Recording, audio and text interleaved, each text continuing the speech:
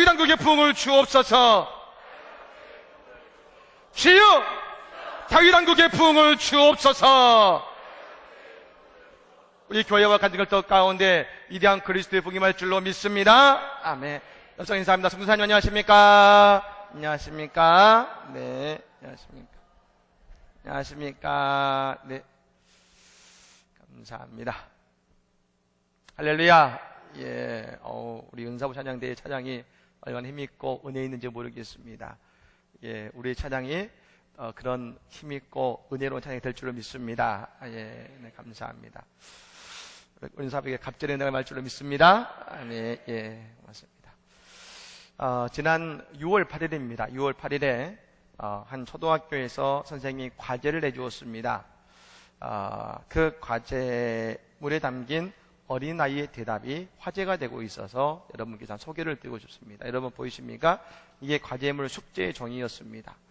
거기에 보시면 여러분 그 어린아이가 있지 않습니까? 사진은 있는데 길거리에 떨어져 있는 음식을 주워 먹고 있는 사진인 것이 어느 나라인지 모릅니다. 이 사진을 해놓고서 선생님이 두 가지의 질문을 했습니다. 첫 번째 이것입니다.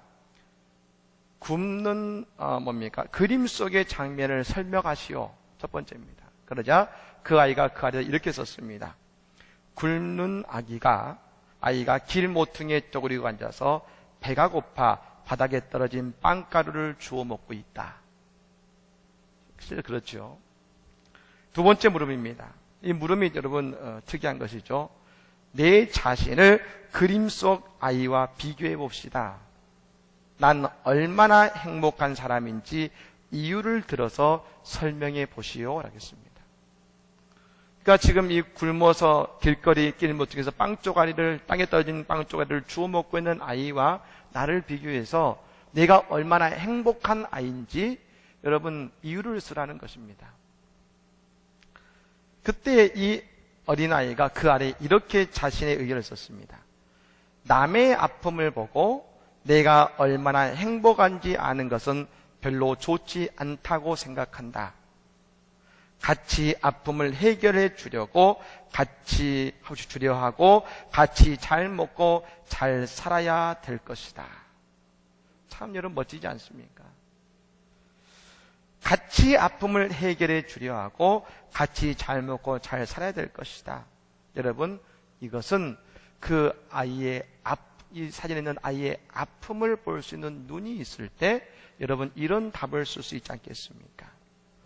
믿음을 갖는다는 것, 신앙을 갖는다는 것은 여러분 우리가 죄 때문에 얼마나 불쌍한 처지에 있는지를 알게 되는 것이고 예수를 믿지 않는 것이 얼마나 여러분 안타까운 일인지를 보고 알게 되는 것입니다.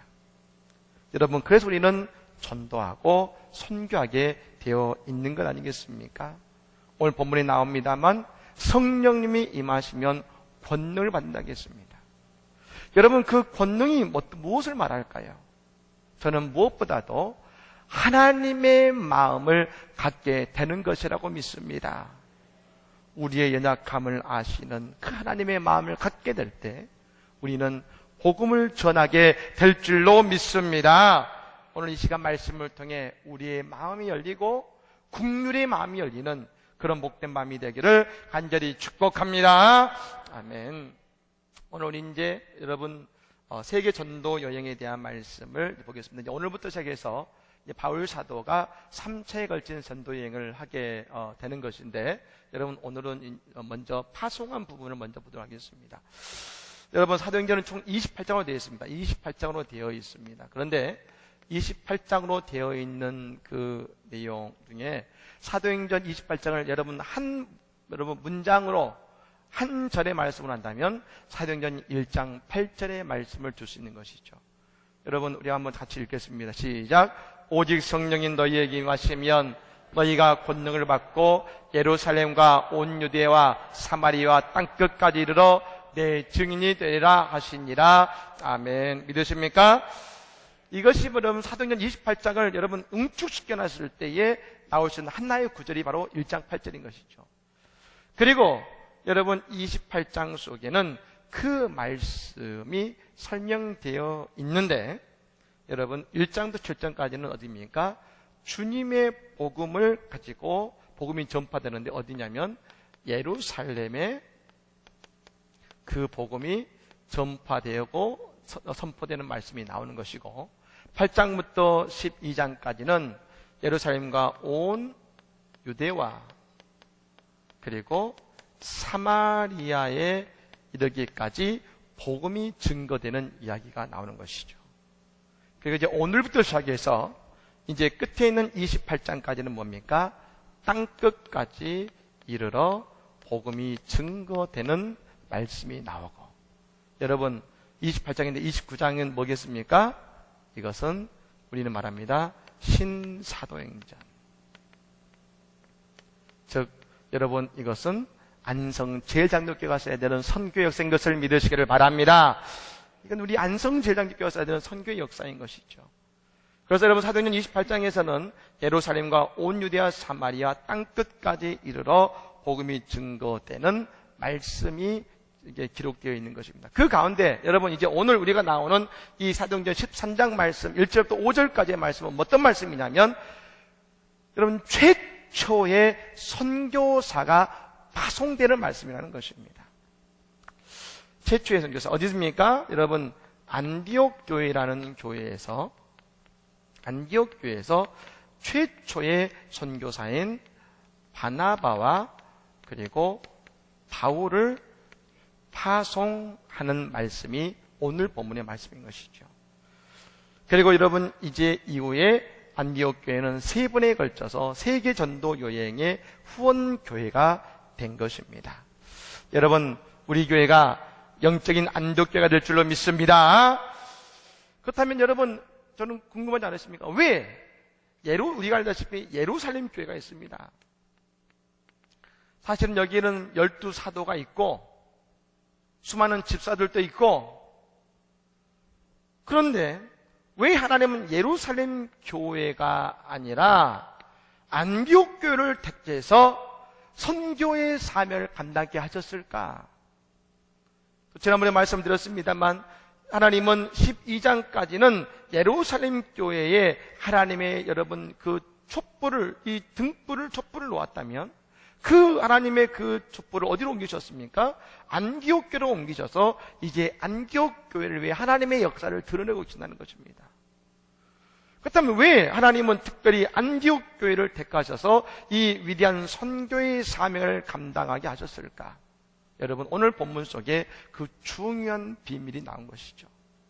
그냥 바나바, 바울이 있기 때문에 안디옥 교회를 통해서 선교사가 파송된 것이 아닌 것이로, 선교사를 파송할 수 있는 믿음의 중위가 되었기 때문에 파송할 수가 있는 것입니다. 여러분, 제가 전에 썼던 이제 능곡교회라는 교회가 있습니다. 이 교회가 그 당시에 설립 120주년이 가까이 됐을 때입니다. 근데 그때까지, 여기는 또 언도도 선교사가 세운 교회지요. 그때까지 교회에서 장로님들이 기도하실 때마다 선교에 빚진 교회이고 선교하고 싶어 하는데 단 한 명의 선교사도 단기 선교도 가지 못했다고 말씀드렸었습니다. 노력을 안 했을까요? 돈이 없을까요? 돈도 있고 그리고 마음도 있지만 선교를 하지 못했습니다. 그런데 하나님의 때가 되자 그때부터 선교의 역사가 물일 듯 불일 듯 일어나더라는 것입니다. 근데 왜 그러느냐? 선교를 할 수 있는 믿음의 준비가 될 때 하나님의 선교를 할 수 있는 교회가 된다는 것입니다. 여러분 오늘 이 말씀을 통해서 우리가 다시 한번 선교할 수 있는 교회로 거듭나기를 간절히 축복합니다. 아멘. 자, 그렇다면 무엇일까? 첫 번째는 뭐냐? 구제했다는 거죠. 구제. 여러분 사도행전 12장 25절의 말씀에 이런 말씀이 있습니다. 같이 읽겠습니다. 시작. 바나바와 사울이 부조하는 일을 마치고 마가라는 요한을 데리고 예루살렘에서 돌아오니라. 아멘. 우리가 아는 것처럼 바나바와 이 사울은 이미 1년 전에 여러분 뭡니까? 예루살렘 교회에서 바나바를 안디옥 교회 소문을 듣고서 파송해서 바나바가 1년 동안 이 안디옥 교회를 여러분 그 양육하고 쉽게 말하면 지도 목회한 것이죠. 근데 여러분 1년이 지난 다음에 안디옥 교회에서 소식을 듣습니다. 예루살렘에 큰 흉년이 났는데 그 예루살렘 교회가 먹을 것이 없어서 그리고 흉년 때문에 고생하고 있다. 그래서 어떻게 했냐면 여러분 안디옥 교회가 그 헌금을 모읍니다. 구제헌금을 모은 것이죠. 그리고 그 구제헌금을 어디로? 우리의 자신의 모교인 예루살렘 교회에 바나바와 사울을 통해 보낸 것입니다. 즉 뭡니까? 안디옥 교회는 구제하는 교회였다는 것입니다. 구제하는 교회였다. 이웃을 돕는 교회였다. 여러분, 이 구제는 어떤 마음이 있을 때 가능합니까? 구제는 사랑의 마음이 있을 때 가능한데, 이 사랑의 마음은 어떤 마음이냐? 사랑의 마음은 예수님의 마음임을 믿으시기를 바랍니다. 사랑의 마음이 없이는 선교할 수 없습니다. 여러분, 그러므로 뭡니까? 하나님은 우리의 능력을 보시는 분이 아니시지요. 우리는 내가 어떤 능력을 가질까를 고민하지만 하나님은 뭘 보신댔습니까? 우리의 중심을 보시고 마음을 보시는 하나님인 것입니다. 능력은 누구에게 있습니까? 내게 있습니까? 아니요. 능력은 하나님께 있는 것입니다. 우리에게는 뭐가 필요하느냐? 예수님의 마음이 있어야만이 하나님이 우리를 들어서신다는 것입니다. 그런데 그 예수의 마음은 어떤 마음입니까? 이웃을 사랑하는 긍휼의 마음. 예수님이 이 땅에 오셔서 예수님은 주님께 다가오는 병자를 한 명도 놓치지 않고 다 고쳐주셨습니다. 왜요? 예수님입니까? 아니요. 예수의 마음에 우리를 향한 긍휼의 마음이 있으시기 때문에. 여러분, 우리도 이 긍휼의 마음이 있어야 될 줄로 믿습니다. 참 저는 우리 교회가 자랑스러운 것이 뭐냐? 우리 교회는 언제나 이 사랑의 마음이 있다고 저는 믿습니다. 우리가 지금도 여러분 어려운 교회들을 돕고 있고요. 매달마다 뿐만 아니라 사랑의 여러분 뭡니까? 봉사대가 있어서 우리 안성 지역에서 여러분 힘들고 어렵게 사는 분들의 집을 찾아가서 집을 다 청소해드리고 도배해드리고 그분들을 돕고 있습니다. 뿐만 아니라 우리는 여러분 연말마다 사랑의 연탄헌금을 통해서 여러분 이 안성 지역의 어려운 이들에게 연탄을 우리가 나누어주고 우리 노예 속에 있는 힘든 교회들, 예산이 없고 어려운 교회들에게 우리가 우리의 사랑을 전하고 있습니다. 하나님께서 우리의 그 마음을 보시고 우리를 축복하실 줄로 믿습니다. 아멘. 여러분 우리가 면접을 보면은 누구의 마음을, 면접관의 마음을 알아야 될 것 아니겠습니까? 예수님의 마음을 갖는 것, 그것이 선교하는 그 마음의 첫 번째 마음인 것입니다.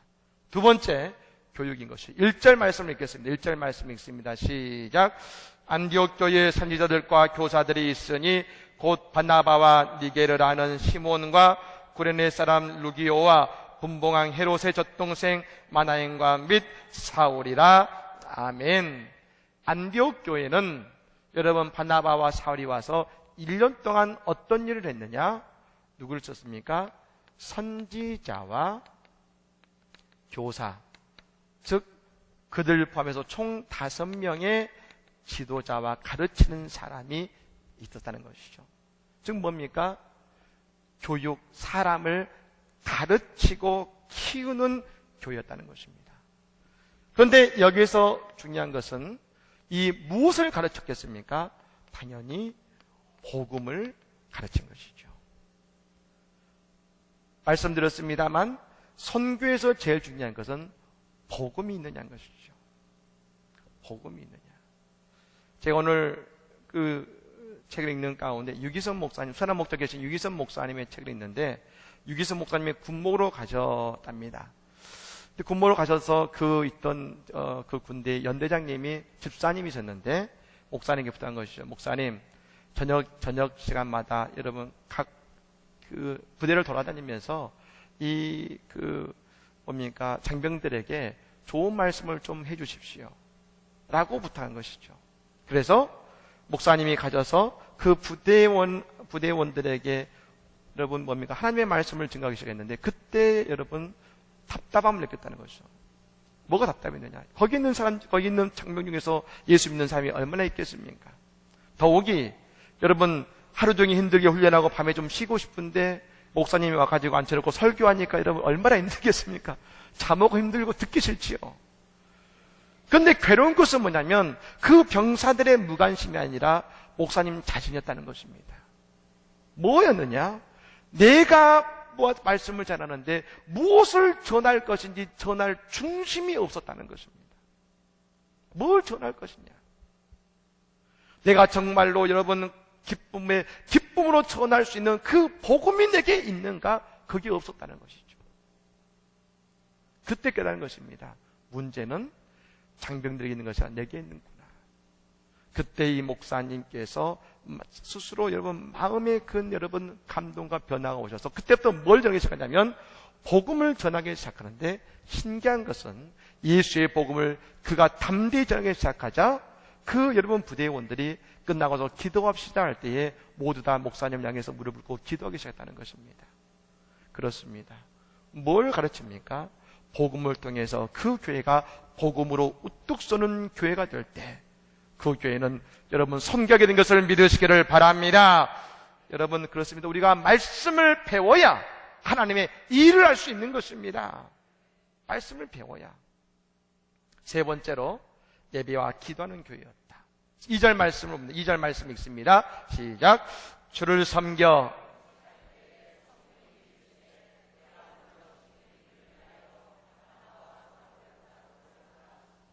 아멘. 여기서 여러분 이것입니다. 성령이 임하셨는데 언제 임하셨느냐? 주를 섬겨라겠습니다. 섬겨. 이것이 영어로 보면 이것입니다. worship이라는 말입니다. 예배드리고 있을 때, 예배하고 있을 때. 즉 뭡니까? 안디옥 교회는 예배가 살아있는 교회였다는 것이죠. 여러분 은혜가 없는데 성령이 예배 가운데 성령님이 임하셨을까요? 안디옥 교회 예배는 여러분 막 성령 충만한 예배였을 것입니다. 가슴이 뜨거운 예배였을 것입니다. 세상에서 힘들어 왔어도 예배의 자리에 가고 싶고 예배할 때마다 가슴이 뛰는 예배를 안디옥 교회는 드렸을 것입니다. 그때에 성령님께서 말씀하신 것입니다. 여러분 예배에 우리가 뭡니까? 우리는 예배를 통해서 우리의 가슴이 뜨거워야 되는 것이고, 또한 더불어서 뭡니까? 금식했다겠습니다. 금식은 여러분 기도하는 모습 중에 가장 여러분 아름다운 모습 아니겠습니까? 거기는 기도하는 교회였다는 것이죠. 여러분 예배에 은혜가 없고 기도하지 않는 교회를 어떻게 쓰시겠습니까?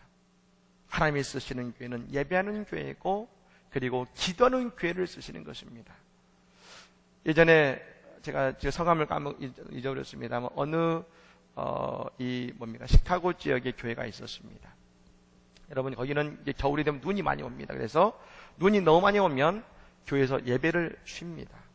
왜냐하면 차를 타고 올 수 없기 때문에. 근데 그날도 눈이 많이 왔는데 그래도 그 한인교회죠. 목사님이 그래도 혹시 몰라서 목사님은 이제 집 근처에 교회가 집에 있으시기 때문에 교회를 갔더니 한 청년이, 여러분 유학생이죠. 청년이 교회에 왔더랍니다. 분명히 걸어서 1시간 이상을 눈을 걸어와야 될 텐데 걸어서 온 것이죠. 무슨 아니 어떻게 왔느냐고. 그때 이 청년이 대답합니다. 목사님, 주일날 드리는 예배는 신앙생활의 기본입니다. 신앙의 기본을 지키기 위해서 예배를 한번 드리기 위해서 눈길을 걸어서 1시간 이상을 걸어온 청년.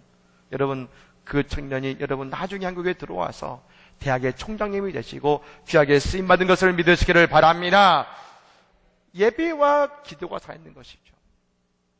여러분은 왜 이게 중요합니까? 구제와 교육과 예배가 왜 중요하냐? 많은 선교사님들이 여기서 범하는 실수가 있습니다. 선교사님들이 다 합니다. 내가 나가서 복음 전하고 그 먼 나라에 가서 복음만 전하면 되지요 라고 하지만 절대 그것이 아니라는 것이죠. 여러분 그 나라에 가서 복음을 전하고 뭘 하겠습니까? 결론적으로 하나님의 교회를 하게 되어 있습니다. 교회를 세우게 되죠. 그런데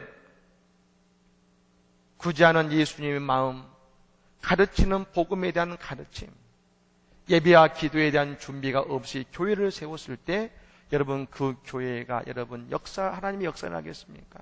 아니죠. 그러므로 선교사가 되기 위해서는 뭡니까? 먼저 복음에 대한 깊이 있는 묵상이 필요하고 동시에 하나님의 교회에서 예배와 기도에 충실하게 될 때, 은혜 받게 될 때에 그 선교가 성공케 됨을 믿으시기를 바랍니다. 여러분, 이곳에서 먼저 선교지 아름다운 예배가 이루어져야 되는 것이죠. 그때에 하나님의 선교는 이루어진 것입니다. 마지막 네 번째로 하나님의 주권인 것이죠. 2절 말씀, 우리 4절 말씀을 읽겠습니다. 읽습니다. 시작. 두 사람이 성령의 보내심을 받아